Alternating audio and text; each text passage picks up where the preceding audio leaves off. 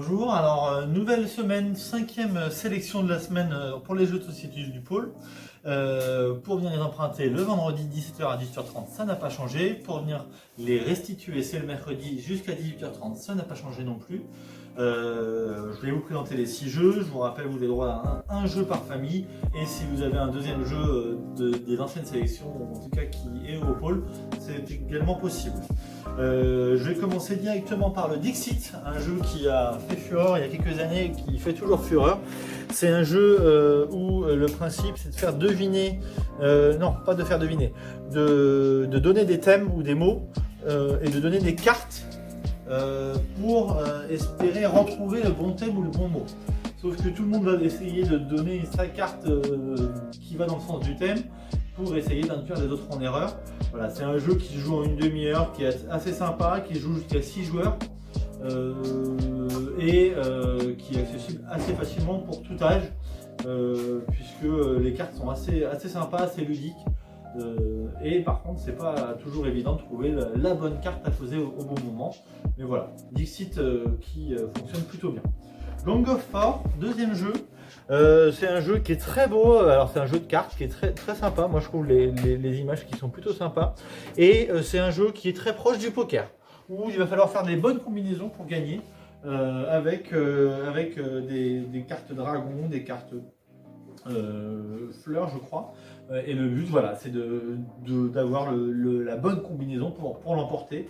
C'est des parties qui sont assez rapides, qui durent 20 minutes, allez, 30 minutes si ça prend un peu de temps, et qui se jouent à 3 ou 4 joueurs. Donc voilà, c'est accessible assez facilement. Et encore une fois, moi j'aime beaucoup le visuel des cartes. On vous présente le Midboard. Alors c'est vrai que c'est un jeu qui est assez connu en France en tout cas, où le but, je vous rappelle, c'est d'arriver à 1000 km. 700 si vous êtes à 3, et pour ça il va falloir mettre un feu vert et avancer avec des kilométrages qui sont symbolisés par des animaux, des lièvres, des hirondelles, des escargots, sans se faire paner ou en ayant les bons outils de réparation. Il faut arriver avant l'autre, donc à 1000 km. Voilà, un jeu très rapide qui se fait en 20-30 minutes si vous ne connaissez pas encore, qui peut jouer en équipe à partir du moment où vous êtes 4 jusqu'à 8 joueurs, et qui est accessible dès 6 ans, donc n'hésitez pas à jouer en famille. Voilà. Petit jeu qui se fait sur vous vraiment à tout moment, notamment aux apéros, surtout à ces moments de fête qui arrivent. Donc ça s'appelle Logo, apéro logo justement, où le principe est très simple. Vous avez des logos et le premier qui trouve la réponse à trouver remporte. Après il y a des petites questions en plus par rapport au logo, pour ceux qui connaissent un peu l'histoire de toutes les marques qui sont là-dedans. Donc voilà, c'est des jeux qui sont très rapides, vous pouvez vous arrêter quand vous voulez.